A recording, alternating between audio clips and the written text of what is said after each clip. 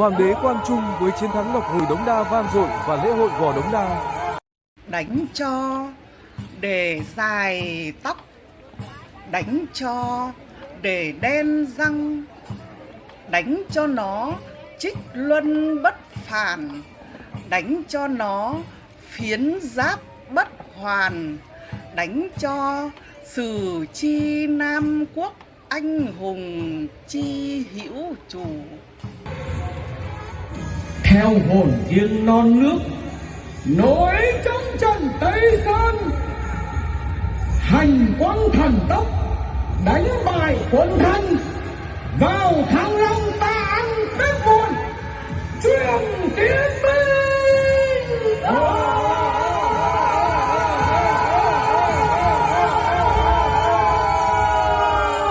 Cuối năm 1788, Lê Chiêu Thống rước 29 vạn quân Thanh kéo vào xâm lược nước ta. Nhận được tin cấp báo, ngày 25 tháng 11 năm Mậu Thân,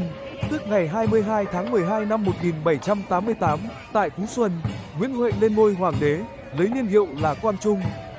Hoàng đế áo vải 36 tuổi hừng hực khí thế anh hùng, ngay lập tức làm lễ xuất quân ra Bắc để đánh đuổi quân xâm lược nhà Thanh ra khỏi bờ cõi. Mùa xuân năm Kỷ Dậu 1789, chỉ trong 5 ngày đầu xuân, quân Tây Sơn dưới sự chỉ huy thiên tài của Hoàng đế Quang Trung Nguyễn Huệ đã đánh cho 29 vạn quân Thanh đang ở Bắc Hà đại bại không còn manh giáp, đúng như lời bài hịch của ngài lúc lên ngôi hoàng đế, đánh cho nó trích luân bất phản, đánh cho nó phiến giáp bất hoàn, đánh cho muôn đời sau của quân xâm lược biết nước Nam ta có chủ. Xác quân Thanh chất cao như núi, đây là một trong những chiến công hiển hách nhất, oai hùng nhất trong lịch sử chống giặc ngoại xâm của dân tộc Việt Nam. Theo thông tin từ báo Quân đội Nhân dân, Nguyễn Huệ sinh năm 1753 tại thôn Kiên Mỹ, ấp Kiên Thành, huyện Hoài Nhơn, phủ Quy Nhơn, nay thuộc xã Bình Thành, huyện Tây Sơn, tỉnh Bình Định, con trai thứ hai của ông Hồ Phi Phúc. Tổ tiên của Nguyễn Huệ quê Nghệ An theo chúa Nguyễn vào Nam lập nghiệp.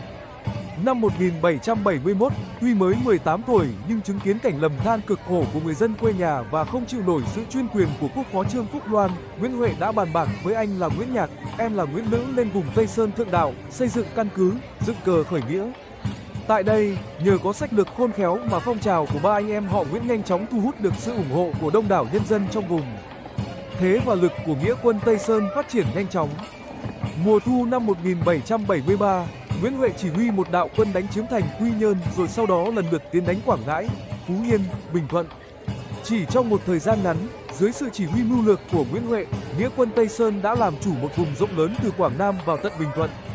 Có thể nói, khoảng thời gian đầy biến động của lịch sử từ năm 1771 đến 1788, trên hành trình tiến tới thống nhất đất nước, dưới sự chỉ huy tài ba của Nguyễn Huệ, phong trào Tây Sơn đã hoàn thành việc xóa bỏ chính quyền các cứ nhà Nguyễn ở Đàng trong, làm chủ toàn bộ phần lãnh thổ phía Nam, đồng thời xóa bỏ ranh giới chia cắt Đàng trong Đàng ngoài, tiêu diệt chính quyền các cứ họ Trịnh, làm chủ phần lãnh thổ Đàng ngoài,